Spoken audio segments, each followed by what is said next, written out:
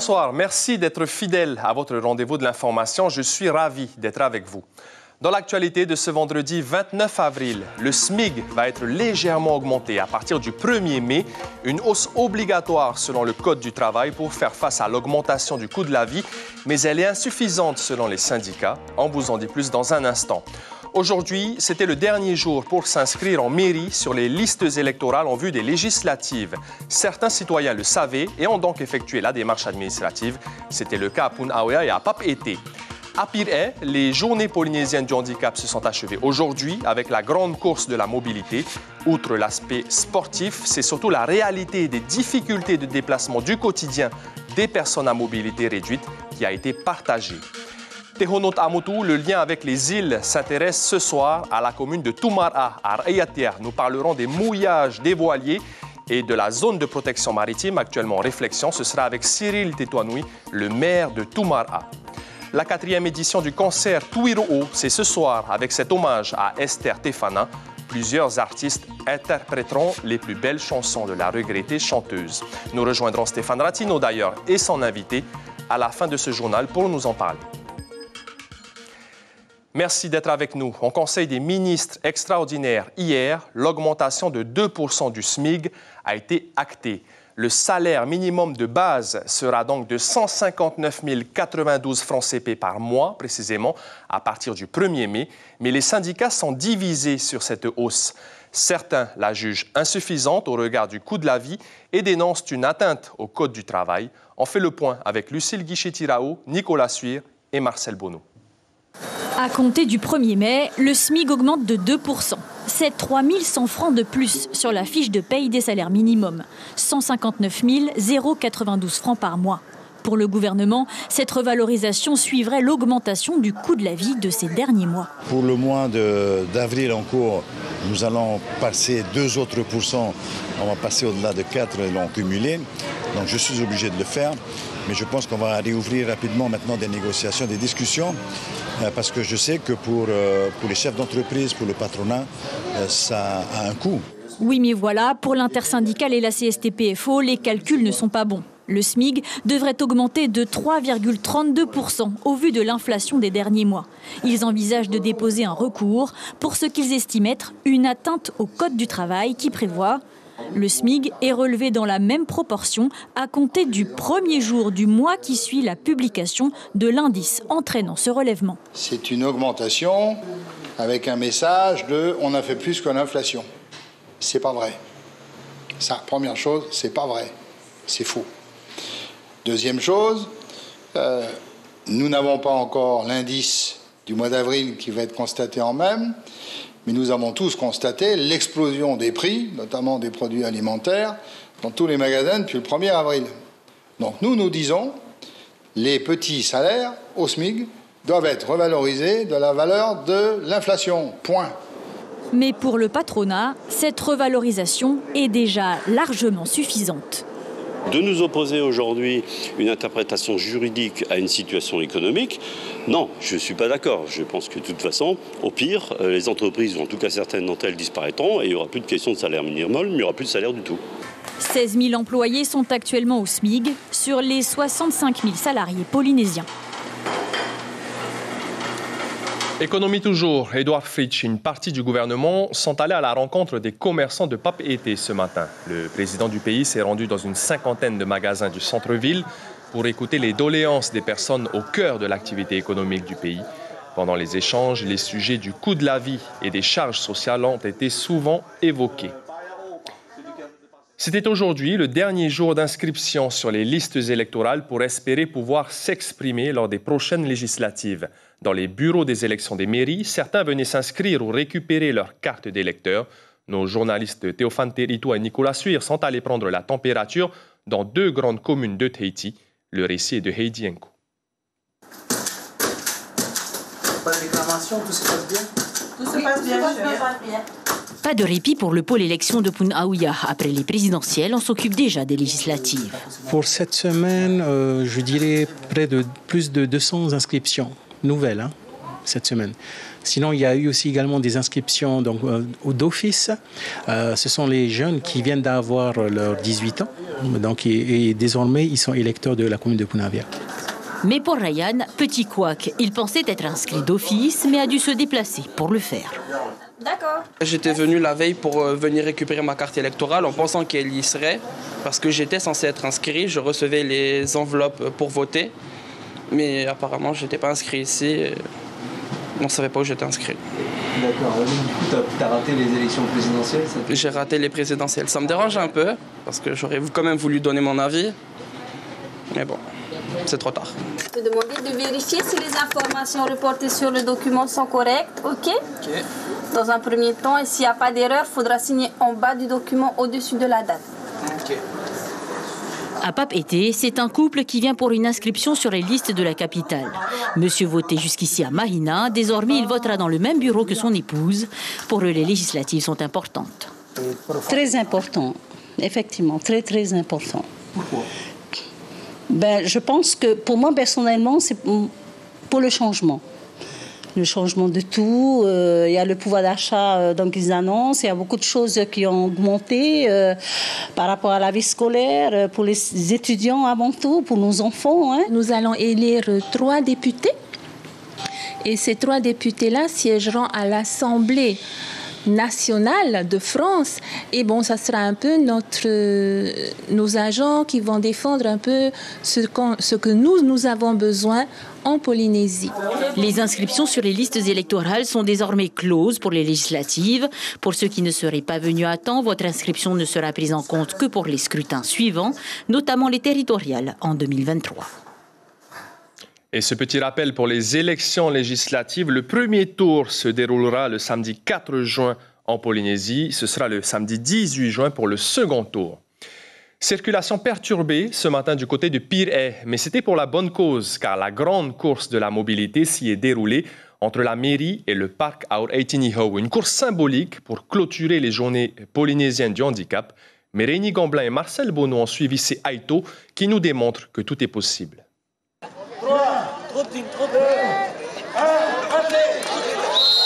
Le marathon de New York n'a qu'à bien se tenir. Malgré leur situation de handicap, l'esprit reste le même, le dépassement de soi. En forme là aujourd'hui là. Hier on a bien travaillé, aujourd'hui on a bien travaillé. On a fait à fond. Comme on l'a appris ça, allez, vas-y. Après j'ai fait pousser pour aller au devant. Après lui on a essayé de pousser. On a gagné. On est content aujourd'hui. Il ne faut pas avoir peur de ce mot handicapé. Au contraire, il faut faire travailler, faire travailler et puis il ne faut pas se plier sur soi-même. Un petit kilomètre à parcourir pour certains, 3 kilomètres pour d'autres, avec chacun son accompagnateur. Une assistance particulière et l'équipe championne de VA mobilisée spécialement pour l'occasion. Pour nous, c'était pas difficile, hein, mais c'était un autre feeling, on va dire, hein, parce qu'ils ont des soucis, eux. Il fallait les coacher dans un autre style, on va dire. Hein. Mais s'il faut le tenir, c'est Waïta. Il y avait une super ambiance avec mes 2 boys jusqu'à la fin. Hein. Génial, super cool.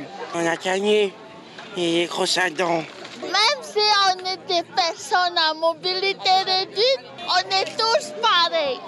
Sportifs, artisans et milieux associatifs tous réunis, autour de 400 personnes en tout, et un bilan de l'événement plus que satisfaisant.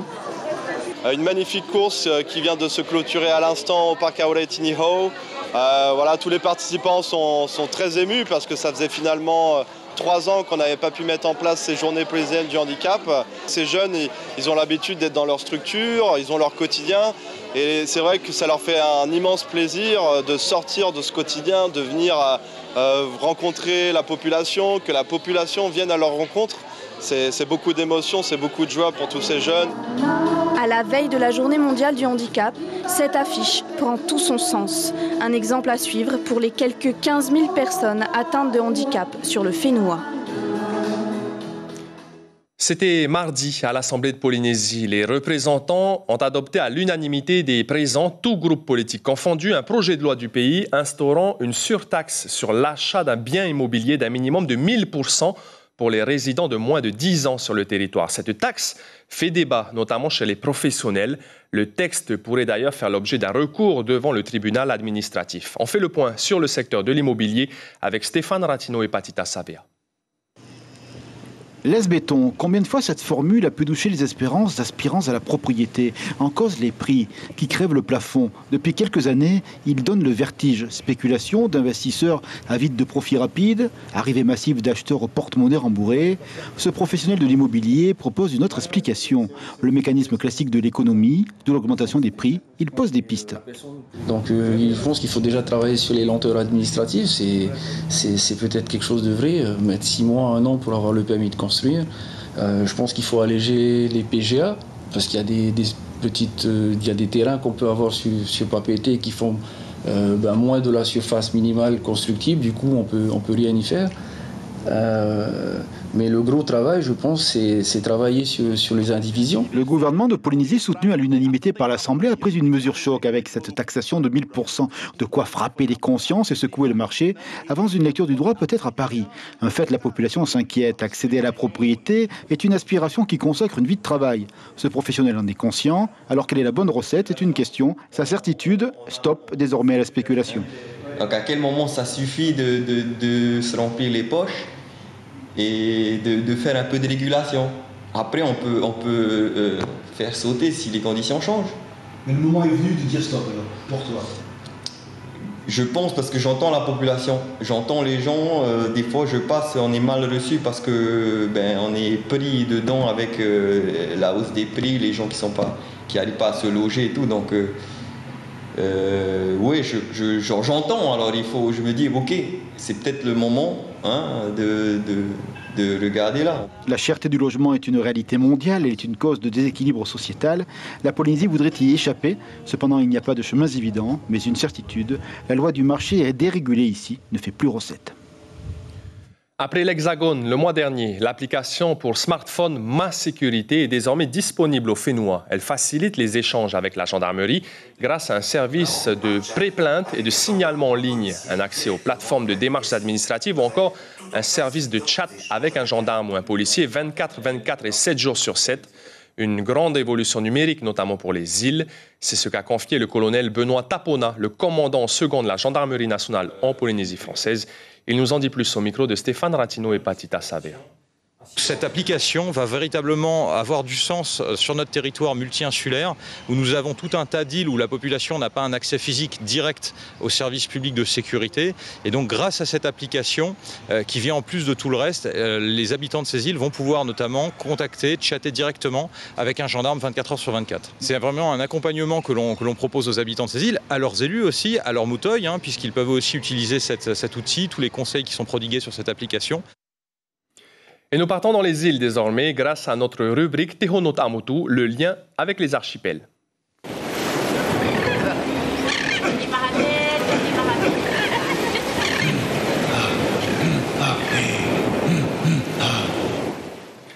Ce soir, nous avons le plaisir d'être en direct avec le maire de Tumara, l'une des 3 communes d'Euratea, Cyril Tetouanoui. Bonsoir, merci d'être avec nous. Nous allons parler beaucoup de l'océan. Votre conseil municipal est en train de formaliser une mesure pour réglementer le mouillage des voiliers à Tumara, dans le lagon de Tumara. 9 points de mouillage sont prévus. Vous allez aussi instaurer une taxe et une marina est en projet. Quel est votre constat, Tavana, sur le sujet des voiliers dans le lagon de Tumara et quelle est votre vision? D'abord, je voudrais dire bonsoir à tous nos téléspectateurs qui nous regardent ce soir. Donc, c'est vrai, on a un projet de marina ici à Tumara. Donc, on a des libérations, 9 points de mouillage pour ces voiliers-là.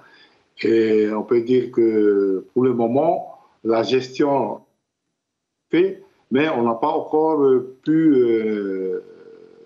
titrer ça pour chaque voilier. Donc, le souci aujourd'hui, c'est qu'on attend que la marina soit faite. Et après, on va encadrer la réglementation qui est en train de se préparer avec la DEPAM pour définir les zones de mouillage et on mettra en place la réglementation. Voilà, voilà un peu ce qu'on veut. Et la vision du Tavana par rapport à ça, c'était dans le cadre du tourisme nautique il y a déjà 5 années qu'on a mis en place. C'est dans ce cadre-là qu'on a voulu mettre en place une marina ici à Toumara. Toujours sur l'océan Tavana, votre commune Toumara souhaite aussi mettre en place plusieurs zones protégées dans le lagon. Le projet est là encore en réflexion. Vous rencontrez actuellement la population. Quels sont les retours que vous avez? On peut dire que c'est un retour positif. L'ensemble de la population qui a été conçue est favorable à la mise en place du Rahoui dans la commune. Donc c'est la suite logique du tourisme nautique. On va essayer de protéger aussi nos lagons. Donc c'est les discussions qu'on est en train de mener avec les associations, avec la population pour la mise en place de ce Rahoui-là d'ici, je pense, l'année prochaine. Avec des espèces, des zones et une périodicité également à définir. Une dernière question, Tavana, rapidement, sur les prochaines législatives. Alors, au second tour de la présidentielle, les îles sous le vent et donc Rayatea avaient voté majoritairement en faveur de Marine Le Pen. Vous faites partie du Tapura. Vous allez soutenir le candidat Tapura Toutere Toumahe dans la 3e circonscription. Comment ça se passe sur le terrain, justement? Justement, sur le terrain, on est en train d'aller du porte-à-porte sur le terrain pour sensibiliser l'ensemble des électeurs d'aller voter le 4 juin. Il faut aller voter à la mairie. Et nous soutenons notre candidat Toutere Toumahe, qui est notre candidat du Tapura. Donc, c'est le message qu'on est en train de faire passer à toute la population de Toumara et des îles sous le vent. Comment faire de la propagande pour un candidat qui n'est pas des Raromatei et qui, en plus, n'est pas un politicien? Non, c'est quelqu'un qui est nouveau en politique, qu'on connaît bien à la CPS, qui travaille à la CPS, qui est un docteur et qui s'occupe des évacuations des malades de Polynésie. C'est quelqu'un que les gens connaissent. C'est vrai, c'est pas tout le monde. C'est un novice de la politique. Et comme on veut changer, on met un novice. Donc, on soutient ce candidat-là, qui a la capacité aussi d'assumer cette responsabilité de député au sein de l'Assemblée nationale. Merci Cyril Tétouanoui, maire de Toumara. Nous retiendrons donc ce projet de délibération donc en faveur de la réglementation des zones de mouillage dans le lagon de Toumara destiné aux voiliers. Merci beaucoup. Une formation d'animateur du patrimoine culturel et touristique. Elle était organisée durant toute cette semaine par le CEFI à Bora Bora. Une douzaine de stagiaires, tous originaires de la perle du Pacifique, ont pu y prendre part. Il a été question de patrimoine, de langues comme l'anglais, le français ou le tahitien. Tout cela pour donner aux stagiaires des clés et des notions culturelles pour communiquer avec les visiteurs et faire auprès d'eux la promotion de Bora Bora, mais aussi pour partager ces connaissances avec la population locale. Écoutez cette formatrice au micro de notre correspondante Rosanna Maïhota. La formation se passe très bien, ils sont motivés, ils sont assidus, ponctuels, tout ce qu'on leur demande. Ils ont été sélectionnés parce qu'ils étaient déjà très intégrés dans la religion, dans la culture, pardon, et beaucoup aussi dans la religion. Et donc, ils ont déjà toutes les connaissances au niveau de la culture. Après, ce qui leur manque, c'est un peu de confiance en eux et la manière de communiquer pour valoriser ce patrimoine. A été un véritable succès d'après l'équipe de chercheurs qui a pris part à ce périple dans les Tuamotu à bord du Bougainville, bateau de la Marine nationale. Le but de la mission était de poser des balises GPS sur des oiseaux pour analyser leurs déplacements. C'est ainsi que 60 courlis, les kiwis, ont pu être capturés. Une quarantaine ont été équipés de balises GPS. Les oiseaux sont très sensibles aux infrasons. Ils adoptent ainsi des comportements migratoires différents. Et selon les chercheurs, ils pourraient avertir des catastrophes naturelles telles que les cyclones et les tsunamis.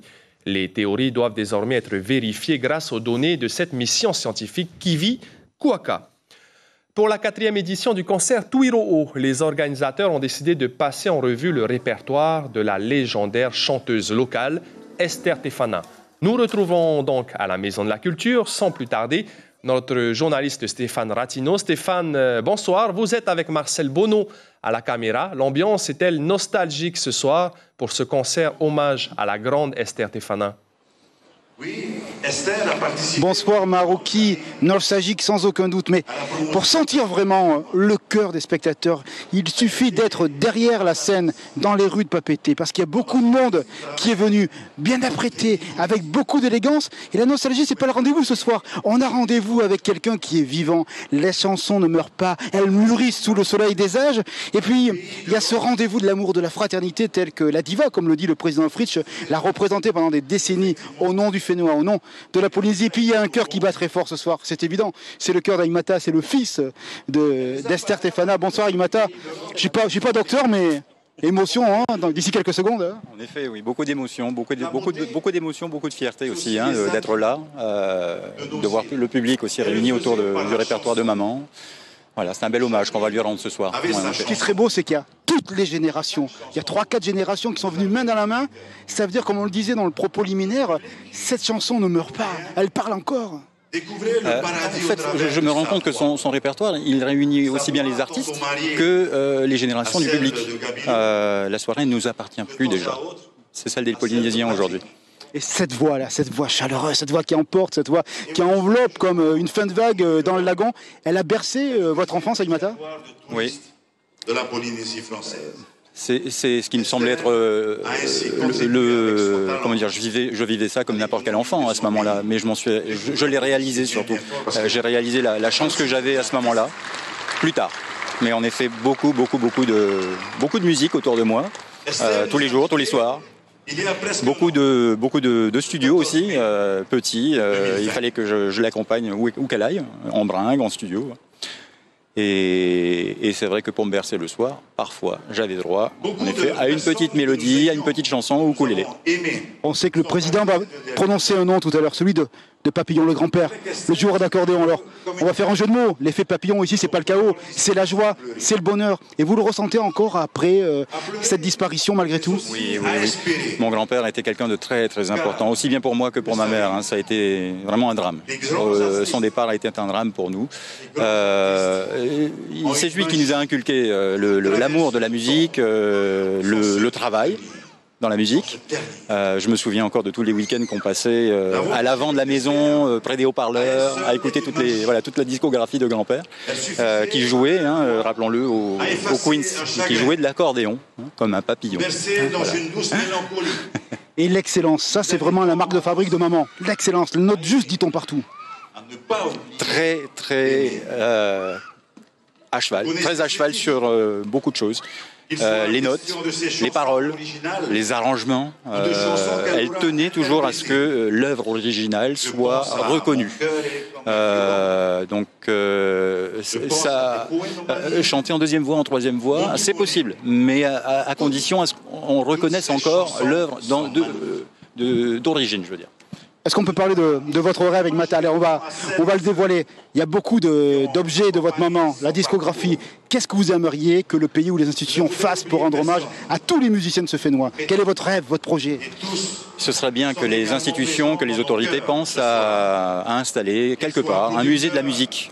J'ai, en ce qui me concerne, toute l'œuvre musicale de maman, les trophées, les récompenses, etc. Mais je suis seul à en profiter avec mon fils. Mais ces récompenses appartiennent à son public, encore une fois. Personne ne peut venir en profiter, encore une fois. Donc un lieu qui pourrait être dédié à cela, la même chose pour Loma, la même chose pour Mila. Je pense que beaucoup de familles vivent la même chose que ce que je vis aujourd'hui. Merci beaucoup Aïmata de nous avoir accordé quelques minutes. Vous allez retourner sur la scène pour le début de ce concert. 10 artistes, l'orchestre symphonique du conservatoire. La musique populaire ne meurt jamais. Elle contient le souvenir de toutes les gens. C'est ce que nous a dit d'ailleurs le président Fritsch en montrant son cœur tout à l'heure en arrivant. Bonne soirée. Un musée polynésien de la musique, ça c'est une très bonne idée. Merci à Stéphane Ratino et donc à Marcel Bonneau à la caméra et à la transmission. L'information principale de votre édition de ce vendredi, c'est l'augmentation de 2% du SMIC à partir du 1er mai. Le salaire minimum de base passera à 159 092 francs par mois en réponse à l'augmentation du coût de la vie. C'est une obligation du Code du travail et non une mesure relative à un protocole d'accord. Mais cette augmentation est insuffisante selon les syndicats. Elle devrait être de 3,32% selon eux. Un recours en référé pourrait être déposé pour réclamer une revalorisation plus importante. Ce vendredi soir à la télévision, après le calendrier lunaire, le Tarina Maui, vous avez rendez-vous avec la série Broken Wood Mysteries à 19h25, puis 2 épisodes de Arctic Circle à partir de 21h. C'était le journal préparé par la rédaction et l'équipe technique. Merci pour votre fidélité. Demain matin en radio, premier rendez-vous de l'info à 6h30. Passez une excellente soirée et je vous retrouve avec grand plaisir demain soir.